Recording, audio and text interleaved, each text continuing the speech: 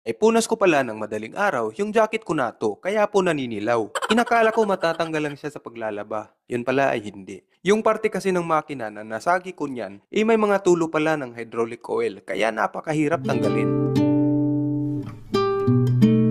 Sa araw na to ay top cover ng isang water dispenser ang gawa sa pwesto ko. Hindi kasi pwedeng itigil ito dahil nagpupulyang. Kaya yung kasama kong isa ang nakapwesto sa planggana. Napakasailan din pala nito at minsan na akong question ang samonim namin nung mga naunang gawa na naparami ako ng pulyang. Mahal daw kasi ang pellets na to, tapos masasayang lang. Na totally nasasayang kasi nare-recycle naman. Pero sa compound na to na ang mga giniling nito ay hindi na hinahalo sa bago dahil nagda-downgrade na ang quality at doon na ginagamit sa mga hindi masilang gawa. Ngunit mababa rin ang presyo. Sobrang sela nito dahil kitang-kita talaga ito. Kasi nga top cover ng water dispenser. Kaya kailangang tanggalin rin ang mga langis at grasa na nandito bago ito balutin. Hanggang 7:30 ng gabi lang pala ito. Pero sa totoo lang, pwede naman sanang itutuloy ito kasi marami ang gagawing ganito. Pero saka na pag ako na ang sadyang nim. Ayaw kasing magpa-OT nitong amo namin. Ay.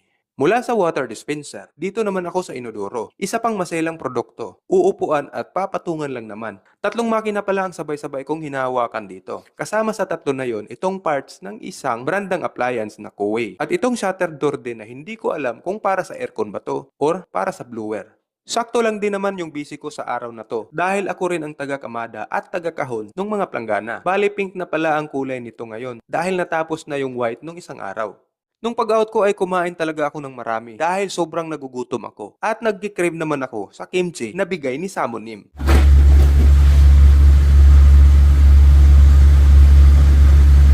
Matagal-tagal na rin kasi akong hindi nakakakain nito. Naalala ko lang yung huling kain ko ng kimchi ay nung November pa last year nung nagpunta kami sa Dongmyo ng mga kaibigan ko. Mula kasi nang nawala yung free na food namin na nakabox ay hindi na rin kami gaanong nakakakain ng mga Korean foods. Inayawan na rin kasi namin dahil nakakasawa na rin na halos nahuhulaan na namin ang uulamin namin bukas, ngayon at magpakailanman. Dahil nakukuha na namin ang pattern ng weekly menu na niluluto nila para sa amin. Isa pala akong corporate employee dati mga paps at nasanay ako na nakafocus lang sa isang area of assignment. May mga experience na ganun din ang iba sa Pinas pero pagdating dito ay hindi na i-apply yon dahil kailangan mong maging flexible. Hindi naman kailangang alam mo lahat pero hanggat maaari alamin mo dahil katulad dito sa company na pinapasukan ko, family business lamang ito. Limitado lang ang mga tauhan at mapaparalyze ang operation kapag nagkaproblema ka sa shift mo nang di mo kayang solusyonan. At kung gaano ka man kataas sa Pinas, itago mo na muna sa sarili mo dahil pagdating mo dito, babalik ka sigurado sa pinakauno.